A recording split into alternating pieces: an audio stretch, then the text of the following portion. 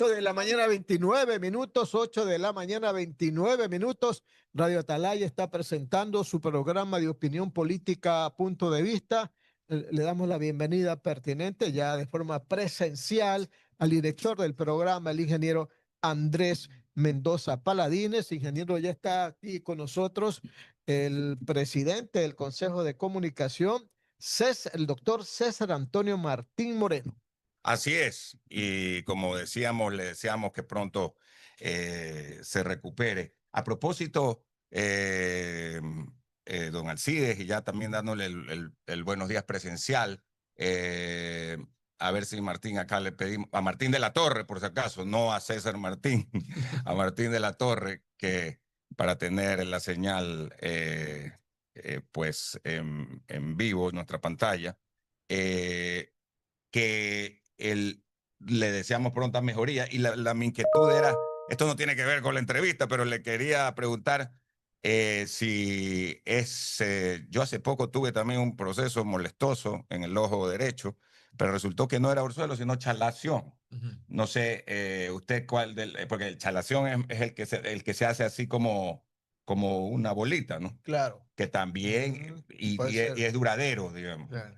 ¿Usted cuál de los dos tiene? Bueno, justamente ayer estuve en la consulta médica y el médico hizo la misma inspección. Ha sabido ser que hace un examen que le vira el párpado para verificar ese tema y me dijo que es orzuelo, nada más, por suerte. Por suerte. Solito, sí. Por suerte. El otro hay que drenarlo, me dice. El otro hay que drenarlo. Sí, en mi caso se pudo desinflamar, pero hay casos, me ha pasado con una de mis hijas que lo han tenido que drenar, literal. Doctor, una pregunta, usted, más que una pregunta, usted es un académico de muchísimo tiempo, ¿verdad? Correcto. Vemos además en su palmarés toda la capacitación que tiene desde hace mucho tiempo y ha sido también catedrático largos años. Y ministro que fue anteriormente. Y ministro. De Telecomunicaciones. Cuéntenos, ministro de Telecomunicaciones, esta parte académica era en la SPOL básicamente, ¿verdad? Sí, justamente yo tengo una trayectoria larga en la Escuela Superior Politécnica del Litoral. Justo este año estoy cumpliendo 30 años de labor como profesor. Yo, obviamente, para lograr eso, desde el día que me gradué, prácticamente al día siguiente comencé a dar clases. En aquella época no había ese requisito que hoy hay de que uno sea máster para dar una clase universitaria. No, pues no había ese requisito, es cierto. Así es. Entonces yo, pues, comencé en el año 96, justamente en octubre del 96, comencé el dictado de mis clases en la universidad. Y pues yo ahorita estoy en préstamos, básicamente, porque yo tengo nombramiento, estabilidad allá en la Escuela Politécnica, entonces estoy temporalmente alejado por este tema de la conscripción, como dicen algunos, ¿verdad? Que es trabajar cívica. Y ser un servidor público responsable, entregando pues su contingente para buscar mejores días en los distintos sectores, que es lo que estos últimos 3 años me ha tenido acá directamente ya en el sector público, ¿no? Claro, ¿y cómo nace de la parte académica? Nosotros entrevistamos a muchos y excelentes profesores de la SPOL de diferentes áreas, de ingeniería eléctrica, de la parte económica, la rectora, a los del área de desarrollo agrícola, como el doctor Ramón Espinel, todo el equipo de él. Tenemos a la gente también del el área del doctor Franklin Ormaza, que ayer lo entrevistó Alcides, ¿no? Oceanógrafo. Y así le pudiera seguir citando economía, como decía, y cómo la transición de la parte académica al servicio público como ministro primero del presidente Daniel Noboa. Sí, es muy interesante, ¿no? Y justamente estos temas yo los suelo conversar con estudiantes, justamente los que están formando el camino, porque es interesante, ¿no? Bueno, efectivamente, en los primeros años la academia total, luego vino la oportunidad de estudiar en el exterior el doctorado, que yo pienso que es una oportunidad interesante, que a uno le abre la perspectiva para ahondar en los problemas técnicos científicos de la rama. En mi caso es la ingeniería en electrónica, es mi especialidad. Telecomunicaciones, automatización son mis campos específicos. Tuve la oportunidad de hacer una maestría en el exterior y luego, gracias también al apoyo de la actual rectora, Cecilia Paredes, estuve colaborando ya en la parte administrativa. Ahí es como que se da ese salto a la gestión, ¿verdad? Fui subdecano primero y luego decano de la Facultad de Ingeniería en Electricidad y Computación por varios años. Y ahí es donde sale el primer tema, ¿verdad? Que hoy lo vamos viendo. Me acuerdo que cuando yo llegué a la facultad y le decía, especialmente a los estudiantes de electricidad, la SPOL siempre tuvo un protagonismo en medios, comunicacional, porque está muy bien tener un tema importante en el área técnica, en el área de especialidad, pero si uno no transfiere ese conocimiento, si uno no lo comunica adecuadamente, eh, a veces se queda en uno mismo y no trasciende, que es lo importante. Entonces, uno de los principales puntos, casualmente, que yo hice en mi gestión del decanato fue abrir al tema comunicacional, contratar a un comunicador profesional por primera vez en la Escuela Politécnica, en la Facultad de Ingeniería en Electrónica y Computación, para que nos ayude a difundir ese Usted fue el mensaje primero que en la facultad. en Ya la facultad, tengo que claro. aclarar que ya había, porque esto es una visión que venía de Cecilia Paredes, ya había comunicadores en otras facultades, pero en la facultad éramos un poquito celosos, si se quiere, ¿verdad? Y yo abrí ese camino allí y que hoy lo veo con mucho agrado porque veo que los jóvenes profesores en el área de electricidad han comenzado a recorrer los medios también y ya muestran esa idea que siempre está en colaboración de la sociedad, o sea, Ajá. poner mi servicio, mi contingente. Entonces, estos años en gestión aprovechados fue lo que conversamos con el presidente Noboa y a partir de eso fue que vino ya la gestión. Recordemos que la SPOL también es una institución pública, entonces ya en la parte administrativa tenemos que lidiar con algunos temas importantes de la gestión, Contraloría, procesos de contratación pública, etcétera, etcétera, que nos daba un poquito esa experiencia y esa gestión y esa visión tecnológica, que es lo que abrió la puerta pues al contacto con el presidente Daniel Noboa y a poder tener la oportunidad de ser primero ministro de Telecomunicaciones y ahora presidente del Consejo de Comunicación. Ok, o sea que así se da esa oportunidad, pero qué bien que se haya escogido inmediatamente a un especialista en el tema de telecomunicaciones, ¿no? Ujú. Porque ha habido ministros de telecomunicaciones muy técnicos y otros que no. Ahora ya no existe el ministerio, ¿no? Ahora se fusionó, no sé con cuál de los ministerios se fusionó telecomunicaciones. Infraestructura y Infraestructura. tecnología, sí, O sea, es parte del MIT correcto. del MIT, como fue en la década de los 80 Ujú. y 90, que se llamaba Ministerio de Obras Públicas y Telecomunicaciones. Ahí estaba el famoso IETEL, la Dirección de Correcto. Frecuencias y todo eso, ¿no? Luego IETEL se convirtió en MTEL y es lo que hoy es CNT, pues, ¿no? Pero le vamos a ir con las preguntas del licenciado Alcides Montilla. Y yo quería, si es que usted lo recuerda, porque esto estamos como una parte de ingreso, ¿no? De entrada, aperitivo de la entrevista. ¿Cómo se llamaba el periodista? ¿Lo recuerda? O digamos, ¿cómo lo escogió al periodista que llevó a la SPOL a su facultad por primera vez? Sí, bueno, hicimos un proceso de selección, Hicieron ¿verdad? un proceso de Hicimos una selección. convocatoria, convocamos a algunos periodistas, gente que tenía, comunicadores profesionales, ¿verdad? Ajá. Sí, y entonces ahí se hizo la selección de las personas que están. Ha habido algunos movimientos allí en ese sentido, pero yo creo que se ha tenido una actividad puntual muy positiva, se ha notado el cambio y la manera del trabajo en ese sentido yo creo que es fundamental porque nosotros en el CEL, lo que yo le decía, que a veces ocurre, ¿no? Lo que teníamos era un propio profesor de la facultad que se encargaba de difusión de carreras, pero lo hacía con una visión distinta a lo que tiene un comunicador, sin contacto directo con medios, sino publicando en redes sociales. Ahora es distinto, ahora buscamos a los medios, o la facultad, ¿verdad? Los lanzamos, hicimos capacitaciones para que los profesores puedan hacer difusión, que sean voceros, ¿no? No todos tienen esa vocación, de hecho también se hizo un proceso de selección interna, bueno, eso sí ya lo continuaron las administraciones posteriores para escoger cuáles deberían ser los profesores que tienen tal vez esa capacidad más abierta a la parte comunicacional.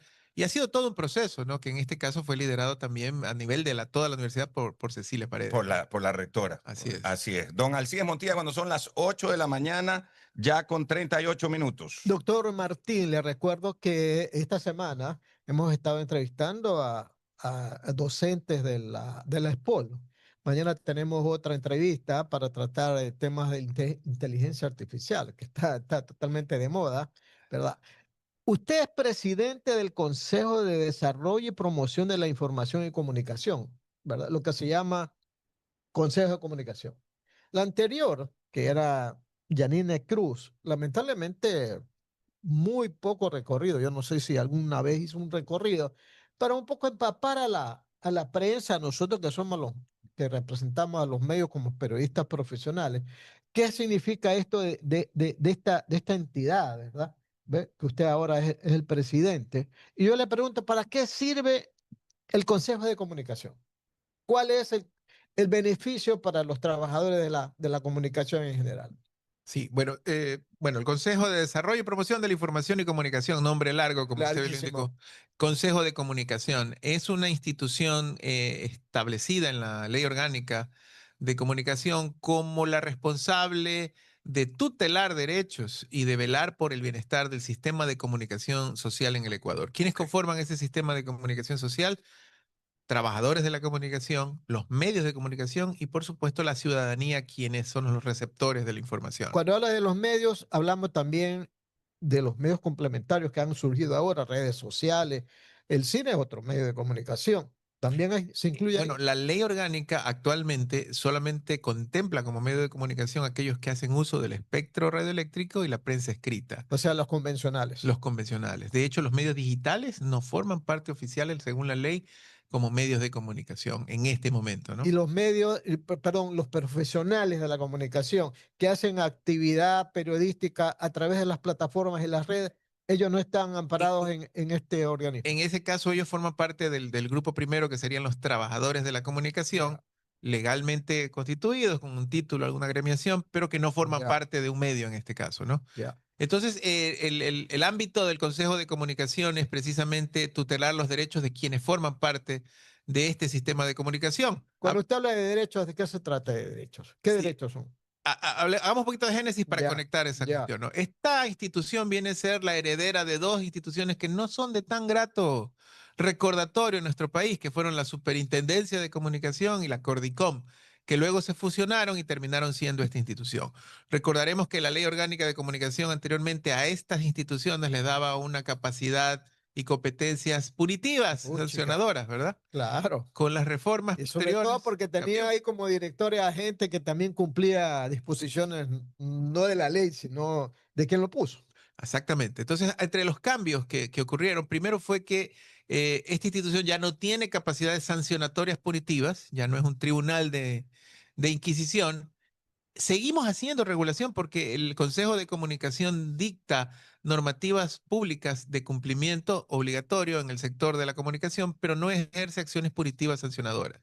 Otro tema importante que yo creo que vale la pena enfatizar es que no es una institución que se deba al sector ejecutivo del gobierno. Es decir, nuestra Pero el máxima... gobierno pone el nombre del director o el No, presidente, no pues. directamente. ¿Usted me puso quién? El presidente, Sí, ¿no? pero como delegado del Ejecutivo al Pleno del Consejo de Comunicación. El Consejo de Comunicación lo conforman 10 personas. 5 delegados con voz y voto, 5 delegados únicamente con voz. Y ahí están los medios, están los periodistas, están las empresas, todo eso. Correcto. De los 5 delegados que tienen voz y voto, hay un delegado directo del Ejecutivo, que soy yo, como Ya. usted muy bien lo indica. Hay un delegado de los consejos de igualdades, hay un delegado de la sección de la función de participación social, hay un delegado de la ciudadanía y hay un delegado de los GATS Con voz y voto. con voz y voto. En teoría, el presidente del Pleno del Consejo de Comunicación se escoge de entre estos 5 a través de votación, la cual he sido Si favorecido yo. por ahí empate, el presidente dirime. En caso de votación, sí. Ya. Pero bueno, tenemos 5, entonces en teoría no debería haber, salvo que nos falte alguno, ¿no? Y de ahí tenemos con vos dos representantes de los gremios de periodistas y un representante por medios de comunicación públicos, privados y comunitarios. Este pleno del Consejo de Comunicación es la máxima autoridad a quien yo reporto directamente como presidente. Es decir, no hay la figura de injerencia o de orden directo del Ejecutivo hacia el Consejo como tal. Es un consejo, digamos, igual como se conforman otros consejos de similares alcances y magnitudes. Doctor, permítame otra pregunta antes de darle paso a mi compañero Julio Ayala. ¿Qué casos específicos ha resuelto últimamente el Consejo de Comunicación? Justamente lo conectamos en función de estas competencias. Al no tener competencias sancionadoras punitivas, nuestra labor va dependiendo en cómo articulamos las acciones que tiene el Estado a través de sus instituciones en favor de cada uno de los grupos. Hablemos por separado de los tres. Tal vez el más importante en este caso es los trabajadores de la comunicación, en el sentido de que, ¿por qué esta importancia? En el sentido de que a raíz del incidente tan recordado, tristemente recordado de los periodistas de Diario El Comercio, en el Ecuador, en el El año gobierno de Lenín 2019, Moreno, así pues. es, se creó el mecanismo de prevención y protección al trabajo periodístico y se implementó desde el 2022 en reglamento de ley. Este mecanismo es una instancia técnica asesora que está dentro del Consejo y cuya labor básicamente es coordinar acciones de primera línea del Estado en soporte a los trabajadores de la comunicación. Para ser claros, hay una agresión, hay qué sé yo, una amenaza hacia un trabajador de la comunicación. ¿Qué debería hacer el trabajador? Debería ir a golpearle la puerta a la policía, luego a la fiscalía, tal vez a la Defensoría Pública. Bueno, no. El mecanismo hace que a través de esta instancia, una sola institución, que es el mecanismo, coordine acciones institucionales con todas las demás. Eso ha pasado con Hernán Higuera, por ejemplo. Sí, correcto. O sea, Ya. una vez que se levantó la alerta, porque esto funciona a través de alertas El levantadas. periodista de Coavisa. Ya. Funciona a través de alertas. Nosotros monitoreamos redes sociales, informativos, o recibimos denuncias de periodistas. Y una vez que ocurre eso, hay un protocolo establecido, ¿verdad? Porque este es un tema muy técnico. Hay un protocolo establecido. Lo primero es contactar al trabajador de la comunicación afectado y ponerle a su disposición las acciones de primera línea que tiene el Estado en su soporte. Si es una amenaza, un tema de Ministerio del Interior, tenemos, por ejemplo, de los números que tengo ahorita, tenemos 2 casos de periodistas que han ingresado al sistema de protección de víctimas y testigos a través de la gestión, lo que usted me preguntaba, del mecanismo de prevención y protección al trabajo periodístico. Hay algunos temas interesantísimos en este diálogo, como por ejemplo, nosotros como Consejo no somos un gremio de periodistas, hay que diferenciar la labor de estos dos entes o instituciones. Los gremios salen en defensa propia del trabajador de la comunicación. La acción nuestra como mecanismo es activar acciones de protección de primera línea y buscar siempre que el debido proceso ocurra en circunstancias específicas. Para ser claro en este punto, cuando hay una denuncia de un GDO hacia un trabajador de la comunicación, pues creo que todos estamos de acuerdo en proteger al trabajador y cuidarlo. Pero ¿qué pasa cuando hay, como el caso que usted menciona, instituciones contra trabajadores de la comunicación? O también ha habido casos de trabajadores contra trabajadores. El consejo no es un juez que dice, usted tiene la razón, usted no la tiene. Lo que hacemos es buscar el debido proceso, acudir a las instituciones que tengan las competencias para poder difundir en este caso resolver estos casos y estas instituciones y no ponernos del lado del uno o el otro en previo caso, que podría hacerlo, por ejemplo, un gremio que siempre va a defender con justa razón a su trabajador. Entonces, ahí hay algunas apreciaciones importantes. ¿Cuál es la importancia de este mecanismo? Acciones de protección en primera línea a través del Estado, el Estado es la única institución, según la Constitución, que tiene la capacidad de tutelar derechos de las personas. Las 8 de la mañana con 45 minutos, 8:46 ya, 8:46 minutos. Vamos a ir con las preguntas del licenciado Julio Osvaldo Ayala Serra para el doctor César Martín, quien es el presidente del Consejo de Comunicación del Estado. Julio. A ver si le doctor quitamos Martín el Moreno, peso. mucho gusto de saludarlo. Yo quisiera que le informe a la ciudadanía en qué quedó el caso del señor Hernán Higuera. ¿Cuál es la resolución que tomó el Consejo de Comunicación? Muchas gracias, un gusto también saludarle. Específicamente, en cada caso, lo que hacemos nosotros es contactar al trabajador de la comunicación, y eso ocurrió con el periodista Higuera, y coordinar con esta persona cuáles son estas acciones de ayuda y de defensa de primera línea. En muchos de los casos, nosotros no las difundimos. No es porque somos una institución estatal de accionamiento y de protección de primera línea en coordinación institucional.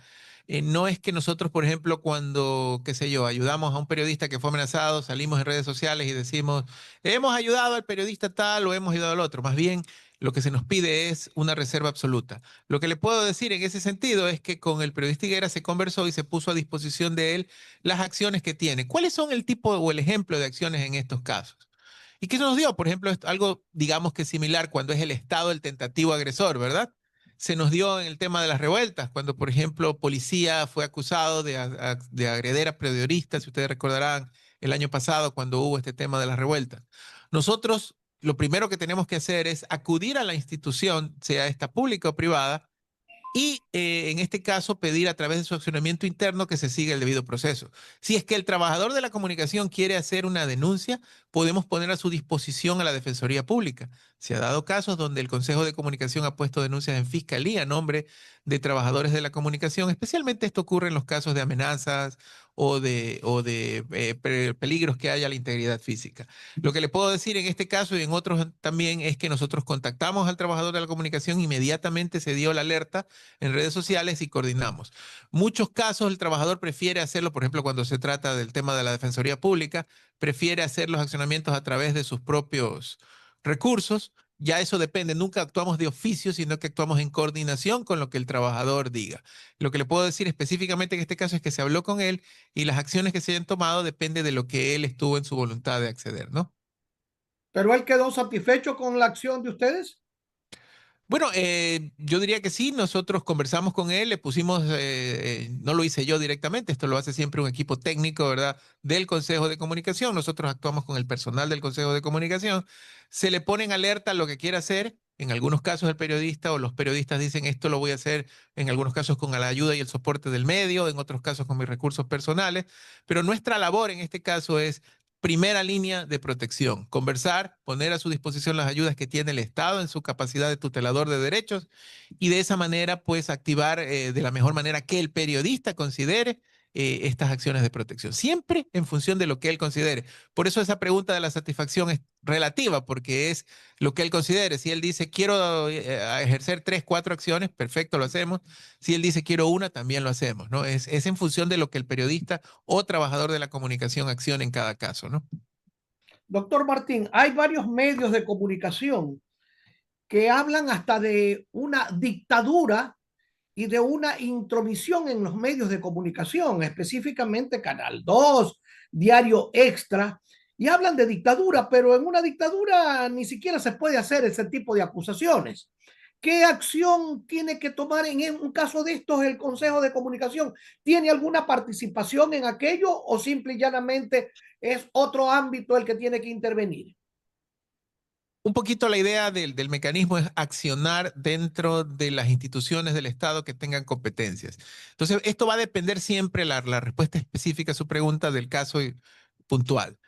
Nosotros levantamos las alertas, conversamos con trabajadores posiblemente afectados por estas alertas y coordinamos acciones.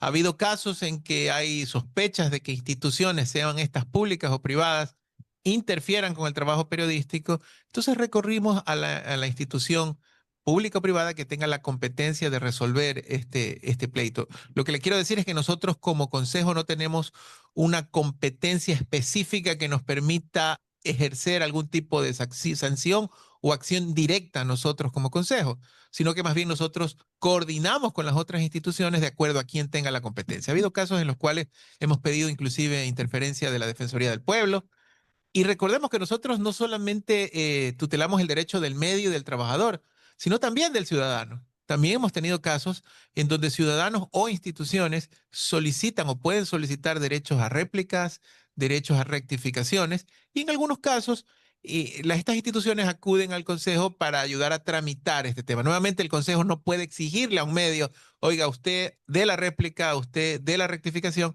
pero sí puede ayudarles a articular y a enmarcar dentro de lo que la ley establece un posible proceso. Porque como le decía, el Consejo tutela los derechos no solo del periodista y del trabajador, sino también del ciudadano, ¿no? ¿Debe el Consejo de Comunicación, doctor Martín, ir al también tener una participación dentro de las actividades que realizan las redes sociales fundamentalmente? Porque hoy por hoy las redes sociales son importantísimas. Es un tema, yo siempre digo, de esos que son fabulosos de conversar y largo y tendido. Una de las máximas que ocurre en todos los países, ¿verdad? Es que la regulación, la legislación siempre va a un ritmo mucho más lento que la tecnología. Como lo decíamos en un principio, hoy por hoy la Ley Orgánica de Comunicación reconoce como medios de comunicación, que son los que forman parte del sistema, únicamente a los medios que utilizan el espectro radioeléctrico, radio, televisión y la prensa escrita. No reconoce a los medios digitales, pero la realidad tecnológica de hoy es que, como usted muy bien lo indica, el medio de difusión masivo, la forma de difusión masiva que sobrepasa inclusive a los tradicionales hoy por hoy es el Internet. De hecho, la gran mayoría, por no decir todos los medios tradicionales, tienen su brazo, su versión digital hoy activa. Pero resulta que estos medios de comunicación digital no están reconocidos en la ley. Ahí hay unos desafíos tremendos, porque así como uno pensaría, estos medios de comunicación tienen los mismos derechos y obligaciones que los otros que siguen el proceso, también está el tema de que el Internet facilita la creación de pseudo medios digitales, ¿no? ¿Quién quita que una persona alce el teléfono celular y diga soy un medio, necesito tener todos los mismos derechos y obligaciones? Este es un tema que no es solo del Ecuador, como es lógico imaginarse. Nosotros formamos parte de la PRAI, que es la Plataforma de Reguladores Audiovisuales de Iberoamérica, y en la última reunión nos encontramos que en los países de la región, por no decir en todo el mundo, tuvimos otra reunión a nivel mundial, sufren el mismo problema, el problema de la regulación lenta. Una de las conclusiones que se sacó a nivel de PRAI es que la regulación final debe ser a la plataforma que emite el contenido más que al medio. En este caso, el problema es que estas plataformas, hoy por hoy, en los primeros años se hablaba de que cada medio pueda tener su propia difusión, pero hoy por hoy la forma preferida son las famosas redes sociales, como usted bien lo indica. Y uno de los problemas que se tiene es que las redes sociales utilizan sus propias políticas y muy pocas veces hacen caso directo, específico a políticas particulares de cada país. Sí tenemos algunos casos que se presentaron, por ejemplo, hubo una demanda en Brasil del regulador audiovisual a una de estas plataformas y la plataforma obedeció. Pero la pregunta es, ¿por qué obedeció? Por el mercado y el volumen tan Por el grande en tamaño. Brasil, el tamaño del volumen. Lo mismo pasa en México. Entonces, una de las propuestas que tenemos como PRAI es precisamente tener una legislación común en la región, de tal manera de que si hay un problema en Bolivia, hay un problema en Ecuador, hay un problema en Colombia, no sea el país pequeño el que interponga frente a estas plataformas, sino que sí se diga hay una base fundamental de regulación iberoamericana y se nos considere como el sector iberoamericano que está presionando. Por supuesto, aquí hay que trabajar, hay que hacer mesas de trabajo, ideas que nosotros tenemos que las vamos a discutir luego en mesas de trabajo.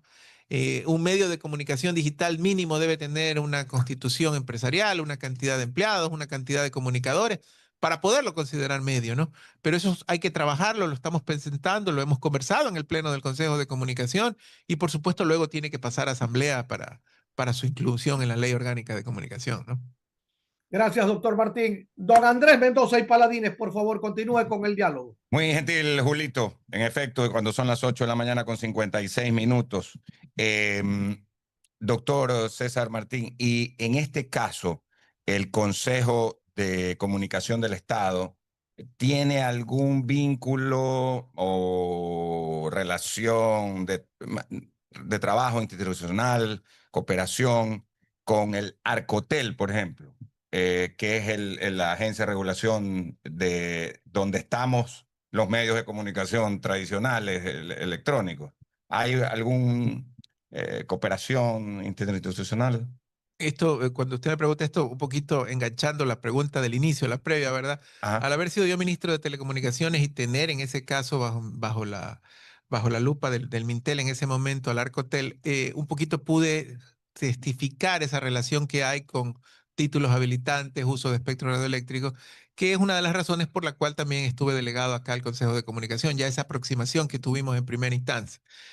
Ahí estuvo delegado como ministro. Como ministro, claro, el Arcotel es una de las empresas Sí, adscritas al Ministerio de claro. Telecomunicaciones. O sea, no lo preside el directorio, el ministro necesariamente, del Arcotel me refiero. Sí. Sí lo preside. Lo preside el ministro, efectivamente, el directorio y el director ejecutivo del Arcotel es miembro, pero de hecho es colocado a través del ministerio, ¿no? Es a través de un decreto ministerial del Mintel que se nombra al director ejecutivo del Arcotel y lo aprueba obviamente el directorio, ¿no? Entonces ya tuve esa aproximación que usted menciona previo acá, ¿no? Y ahora me vine y justamente cuando estaba allá, justamente yo decía, chuta, me falta información del Consejo de Comunicación, por eso me vine al otro lado para poderla trabajar. En el tema específico, el Consejo de Comunicación tiene injerencia justamente en el tema de los concursos, ¿verdad? Porque nosotros a través del sistema de comunicación, aquí hay unas definiciones que hace la ley que sí es importante aclararlas para poderlas entender. El sistema de comunicación como tal, la ley lo define como una instancia asociativa, no con poder de acción, sino más bien con poder de evidenciamiento de cosas. Y por eso el sistema de comunicación tiene la responsabilidad de evidenciar la no concentración de frecuencias en Ah, claro. En las personas que participan o en las instituciones que participan en el concurso de frecuencia. Ajá. Nosotros como consejo tenemos la capacidad de la constitución de ese sistema de comunicación. Entonces, he allí nuestra relación con Arcotel en función de los concursos de participación, de los procesos públicos competitivos de frecuencia, ¿no? Que se estaba llevando a cabo uno, ¿no? De radios FM y de televisión, entiendo. Sí, correcto. Y justamente estamos en ese tema. El sistema de comunicación es una instancia que la forman diferentes instituciones, entre ellas el propio Arcotel, ¿verdad? Que es el custodio de toda la Hay un información. sistema nacional de comunicación. Sí, y el Arcotel es el custodio, pues, por supuesto, de la información de títulos habilitantes, quien tiene pues el nombre oficial del registro de cada empresa, y es a través de la información que ellos tienen como miembros del sistema de comunicación que se puede evidenciar esa concentración de frecuencia. De esa manera nosotros trabajamos siempre o participamos con el Arcotel justamente en estos temas, porque nosotros manejamos un registro público de medios también, que no es lo mismo que la emisión del título habilitante. El título habilitante sí es un permiso de actuación o de habilitación del uso del espectro. Correcto. El registro El público. título habilitante, para que tengan claro, es como la firma de la concesión, ¿verdad? O sea, tener la firma de la concesión. Mientras que el registro público de medios es una constancia en el catastro de medios oficiales del Ecuador, ¿verdad? Que sirve, por ejemplo, nosotros emitimos el famoso certificado que habilita luego al medio para la contratación de la pauta o de cualquier tipo de espacio con las instituciones públicas en general, ¿no? Ustedes son los que emiten el certificado, Así claro. es, a través del registro público de medios, correcto. Que antes era esto que se llamaba Cordicom. Antes era la Cordicom. Antes era la Cordicom, ¿no? Ahora ya no tenemos esa R, ¿verdad? Somos consejos, porque Cordicom era Consejo de Regulación, Desarrollo y Promoción de la Información. Ajá. Ya esa R desapareció del nombre. Ya, o sea, eso queda, como que dice, en el pasado. Correcto. Ok, es que lo tengo muy claro por los temas mismos aquí de la radio. En el caso de los informes anuales de rendición de cuentas que manda la ley de comunicación, pero también está en el tema de participación ciudadana, ¿no? Y control social. Ustedes hacen ahí un trabajo conjunto con el Consejo de Participación Ciudadana y Control Social, ¿o cómo es? Porque este año y el pasado se reanudaron ya los informes, pero durante unos 2 años no se exigieron, ¿no? Sí, nosotros trabajamos, cuando viene ese periodo, el Consejo de Participación trabajó con nosotros precisamente en base a nuestro catastro para poder hacer este control, ¿no? Y esto forma parte un poquito de la política de reactivación, algo que hablábamos también en la previa, ¿verdad? El Consejo en años anteriores ha estado como escondidito allí, como Sí, que, bueno, estamos en es la verdad. esquinita. Y la idea de nosotros al asumir esta administración en mayo del año anterior es justamente hacer lo contrario, es decir, ocupar el rol que debe tener el Consejo como promotor de la comunicación libre, soberana y también saludable y sostenible en el tiempo. Una de las gestiones que hemos hecho, aparte de las visitas a medios, es que antes de nuestra gestión el Consejo se reunía, el Pleno del Consejo, que es la máxima autoridad, se reunía 1 o 2 veces al año, no más.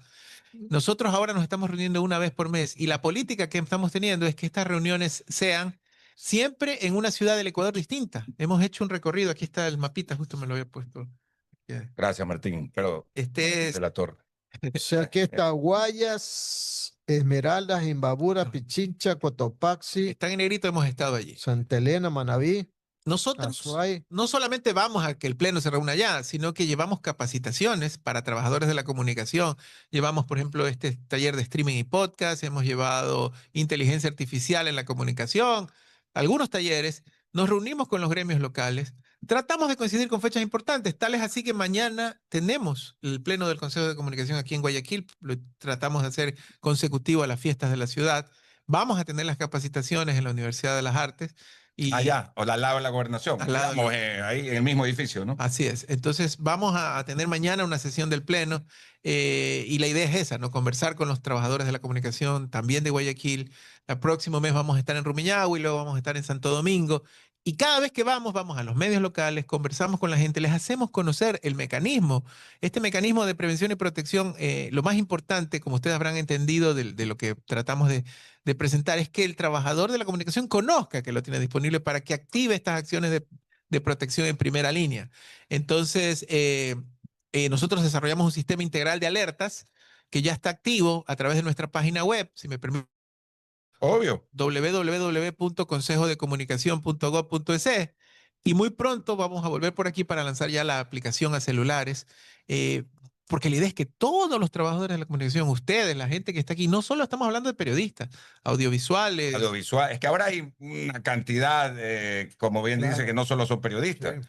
Audiovisuales, el tema de los digitales, cuando audiovisuales es digital también. Así es. Y que tengan esta aplicación y en caso de que sufran una agresión, nos puedan conocer. Estamos también haciendo una ruta de visitas a los medios con otro tema muy importante que está asociado también a la prevención del trabajo periodístico.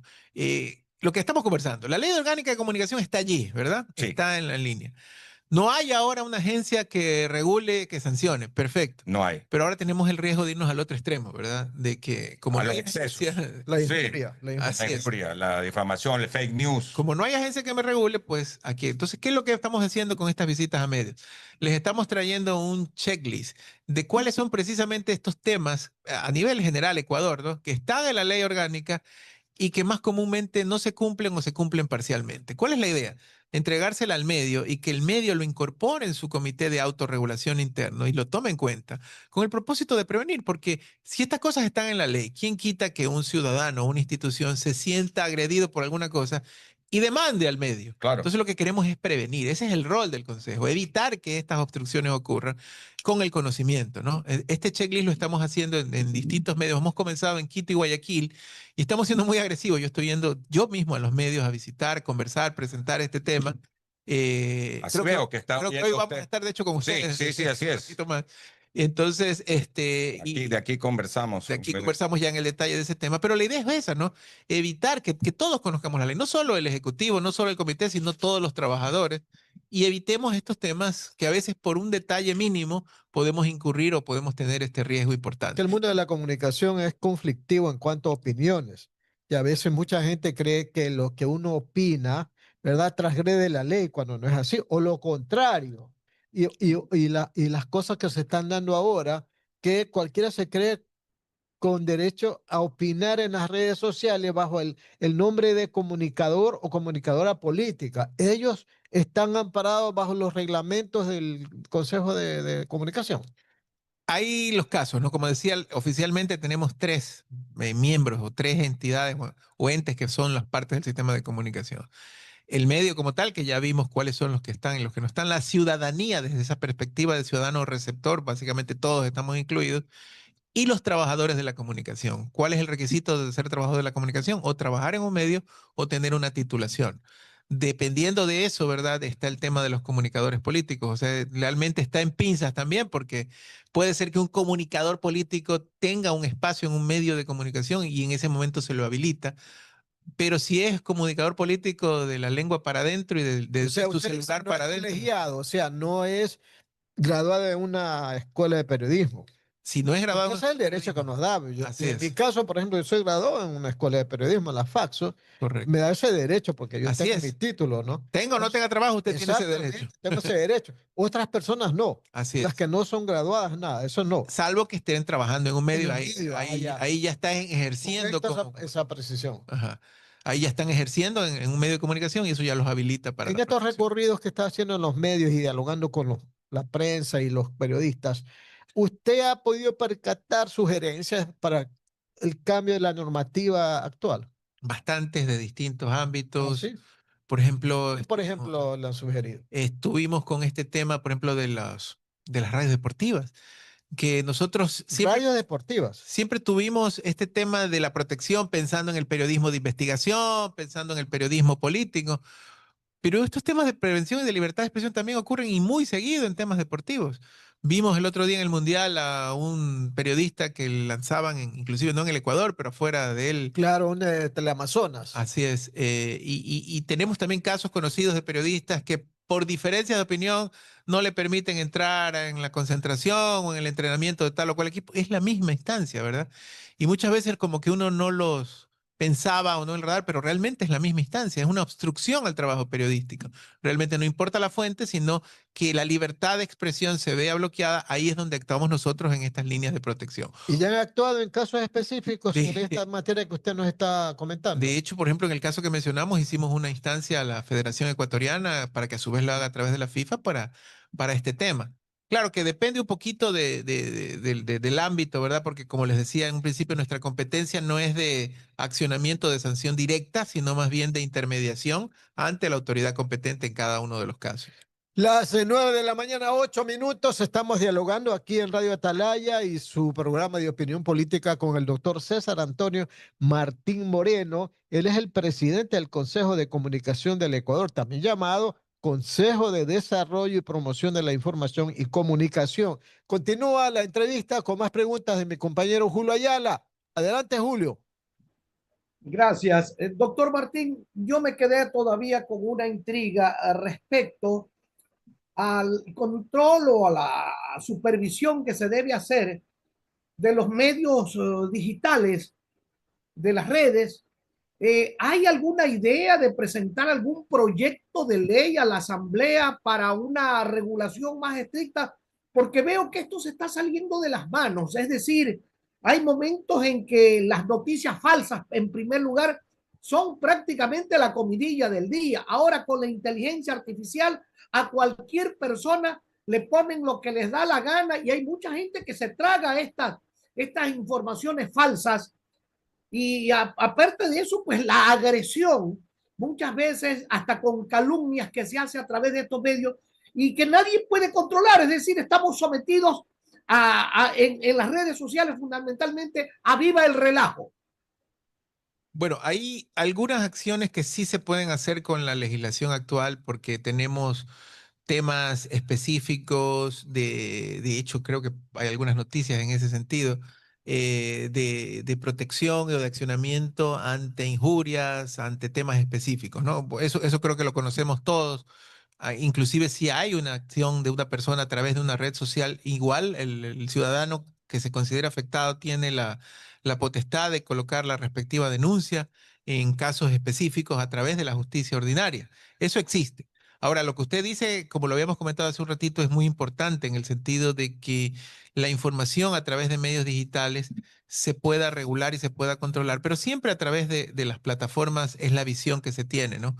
Porque cuál es la manera específica de hacerlo va a depender mucho del control que se tenga. Para ponerle un parangón y no ser tan general, cuando se establecieron hace muchos años, las primeras legislaciones y regulaciones a los medios que utilizan el espectro radioeléctrico, las sanciones vienen precisamente a través de quien controla el medio, o sea, el espectro radioeléctrico, más que como tal la empresa de comunicación que lo emitió.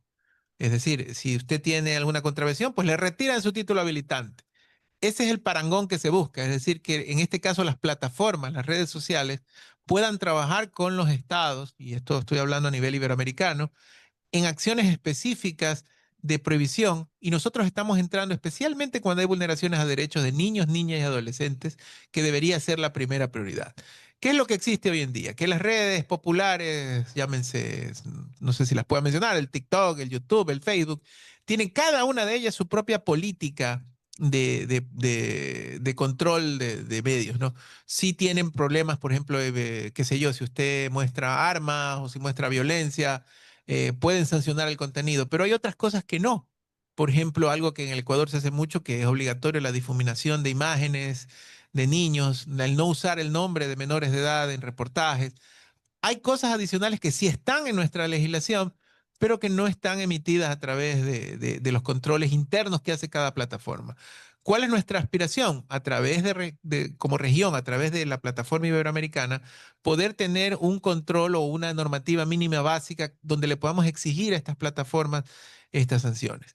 ¿Qué es lo que hemos hecho? Primero, estamos levantando en la Price, estamos muy activos también en esta plataforma, en esta grupo iberoamericano, que así mismo como pasaba en el Ecuador, prácticamente nosotros como Ecuador habíamos desaparecido de esta Pride.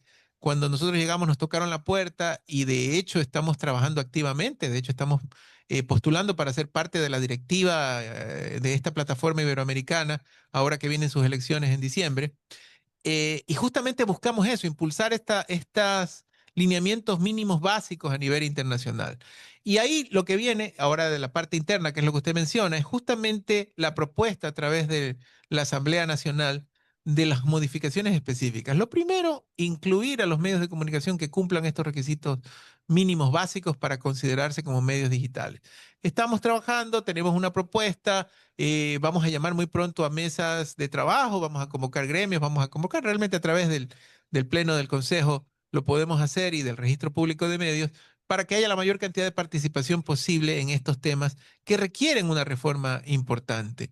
Yo creo que es, como usted bien lo indica, es algo que está aquí encima de nosotros, que no nos podemos hacer los locos, como se dice coloquialmente, ¿verdad? Sino que más bien tenemos que trabajar activamente y así lo estamos haciendo. Hay algo, esto tiene que cambiarse, esto tiene que modificarse, esto tiene que trabajarse, pero tiene que ser algo robusto que nos permita poder trabajar de la manera. ¿Cuál es el problema de que la legislación hoy en día diga algo contra las redes sociales? Eh, que existirían las prohibiciones a la persona, pero no a la plataforma, es decir, los contenidos pueden seguir difundiéndose. Y recordemos que las redes sociales muchas veces nos permiten crear perfiles falsos y al final el castigo no ocurriría. Por eso es que es importante involucrar a la plataforma cuando se quiere tener este tipo de regulación y hacia allá va nuestro trabajo, ¿no? Sí, doctor Martín, justamente pedirle a las plataformas un mayor control. Yo recuerdo que, por ejemplo, Facebook anteriormente era muy estricto. Usted podía sacaba alguna cosa fuera de onda e inmediatamente lo sancionaban. Pero ahora viene TikTok, Instagram y todas estas otras plataformas. Y TikTok también ya se ha suavizado, perdón, Facebook ya también se ha suavizado. Ya en Facebook sale pornografía, salen prostitutas haciendo maravillas allí, pidiéndole que tomen contacto con usted. Todo el mundo, hasta los delincuentes las usan. Entonces, esto tiene que ser regulado. Yo no creo que esto pueda seguir así como que si fuera una orgía, una fiesta sin límites y sin orden. Así es, pero si no contamos con el apoyo de estas redes, pues también araremos en el mar, como se dice vulgarmente, ¿no? Coloquialmente, porque puede ser que en un país haya una legislación que impida este tipo de cosas, pero si las propias redes no colaboran, no participan o no están de acuerdo con algunos de estos temas, vamos a tener problemas. Y la única manera a nuestra visión, de ejercer presión y acción es si nos unimos como países de la región. Y en esa línea tan importante estamos, hay un compromiso de parte de todos los que forman esta organización internacional. Y la idea es tener un documento base regional y a partir de ese armar estas reformas internas en cada país, ¿no? De tal manera de que acogiéndonos a esto podamos hacer una presión como país cuando ocurran estos temas, ¿no? Doctor Martín, una última cosa. ¿Qué le parece la decisión de algunos países de prohibir el acceso a las redes a los menores de edad de 15 años? Es un tema bastante interesante, ¿no? Y hay opiniones divididas. Aquí yo voy a opinar es como padre de familia, como adulto responsable. Claro, Yo creo desde ese punto de vista. que más importante que la red social prohíba o deje de prohibir algo es la capacidad que deben tener los padres, los formadores, de hasta cierta edad controlar y manipular, más que manipular, controlar y más bien cuidar la información a la que tienen acceso sus hijos. Existen herramientas tecnológicas que permiten tener bloqueos de acuerdo a edades a los chicos, ¿verdad? De cierta información o de ciertas cosas. Y desde allí debe venir el control, o sea, pedir que sean los estados los que me hagan la vida fácil para yo no tener que tomar esa responsabilidad, es más o menos como cuando hay un tema de educación de mi hijo y dicen, no, yo voy a contratar al fulano de tal que le enseñe porque yo no tengo tiempo. Puede ser que no tenga, ¿no? O sea, cada uno de nosotros vive una realidad distinta, pero si lo puede hacer el propio padre es lo mejor. Yo sí pienso que la primera línea de protección siempre tiene que venir del hogar. Repito, esta es una opinión netamente personal, ¿no? En este sentido. Como padre y como persona adulta, ¿no? Como padre y como persona adulta, Catedrático, así es. claro. Tenemos casos extremistas. Ahí voy a compartir otra vez una experiencia. Nos pasó estando yo en el Ministerio de Telecomunicaciones, que va de la mano con lo que usted habla de las redes. Encontramos en YouTube una publicidad que decía, me acuerdo en esa época, con logos del gobierno. Gobierno Nacional ofrece trabajo gratis, vengan, inscríbanse aquí. Nosotros, Ministerio de Comunicaciones, hablamos con Google y le dijimos, oiga, está usando logos del Estado. Bloquéeme, por favor, está infringiendo la Ajá. comunicación. ¿Y qué nos dijo Google? Tiene que haber 40.000 denuncias para yo poderlo hacer, siendo Estado ecuatoriano. A eso es que voy, que yo ya lo experimenté, ¿verdad? Claro, claro, o sea que es terrible, ¿no? Es terrible el tema específico. Entonces es por eso que en estos casos, ¿qué es lo que debe ser? No debe ser el Estado ecuatoriano, sino debe ser Iberoamérica diciéndole, Google, mira esto, ¿no? Como lo hace México, como lo hace Brasil. Brasil, que son como un continente cada uno. Correcto. Nosotros tenemos que hacerlo como Iberoamérica. Entonces es un tema bastante preocupante, pero que hay que trabajarlo. No hay que simplemente cerrar los ojos y dejarlo pasar, ¿no? Totalmente de acuerdo. Muchísimas gracias al presidente del Consejo de Comunicación del Estado. Es largo el nombre, como bien dijimos desde el inicio, ¿no? Al doctor César Martín, César Antonio, aquí tiene, sí, César Antonio Martín Moreno, por estar con nosotros esta mañana en Punto de Vista. Le debía el nombre de la comunicadora de Spol que yo contraté. ¿Ah, sí? Ella es Ney Murillo Cherres. Ah, aquí ha estado. Claro. ¿Todavía sigue? Sí, ella sigue, sí. Bueno, Gran periodista. aquí ha estado, trabajó con Alcides en el Diario Hoy. Fui su jefe. Correcto, a ella fue que yo la conté. Yo la llevé al Diario Hoy. Qué bueno. Sí, claro. excelente. Ella ha cambiado la comunicación de la facultad. Claro. Pero en efecto, ha traído algunos excelentes invitados, y ella ha venido acompañándolos. Sí, sí. Mire, qué bueno que lo recordó y que coincide, ¿no? Le voy a decir a Nay que usted lo ha mencionado. Cómo no, con gusto. Claro, periodista de mucho tiempo en el Hoy y fue así de su jefe, él la llevó allá. Sí, yo la llevé al Diario Hoy. Sí, y me alegro que esté en una institución. Es redactora económica. Era una institución seria, estable y con mucha solidez en lo académico, en todo, como es la SPOL. Así es que nos vamos a despedir.